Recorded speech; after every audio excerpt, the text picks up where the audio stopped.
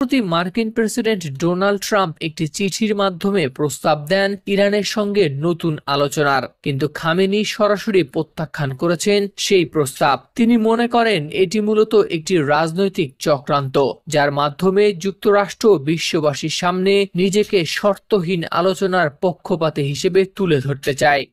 মধ্যপ্রাচ্যের রাজনীতি যখন উত্তাল, তখনই ইরানের সর্বোচ্চ নেতা আয়াতুল্লাহ আলী খামেনির বক্তব্য যেন নতুন করে ঠেলেছে আগুন।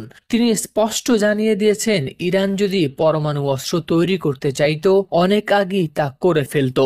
যুক্তরাষ্ট্র চাইলেও পারত না ঠেকিয়ে রাখতে।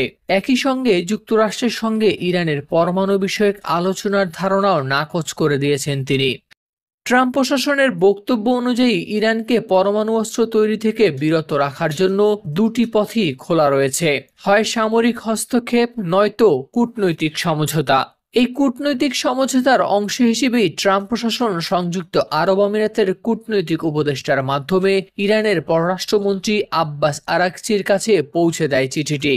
কিন্তু ইরানের রাষ্ট্রীয় গণমাধ্যম জানিয়েছে, যখন এই আলোচনা চলছিল তখনই বিশ্ববিদ্যালয়ের শিক্ষার্থীদের উদ্দেশ্যে ভাষণ দিচ্ছিলেন খামেনি। সেখানে তিনি বলেন, যুক্তরাষ্ট্রের সঙ্গে আলোচনার কোনো মূল্য নেই, কারণ তারা কখনোই প্রতিশ্রুতি রক্ষা করে না, বরং আলোচনার ফাঁদে ফেলে আরো কঠোর করবে নিষেধাজ্ঞা। বিশ্বের নজর এখন ইরানের পারমাণবিক কর্মসূচির দিকে।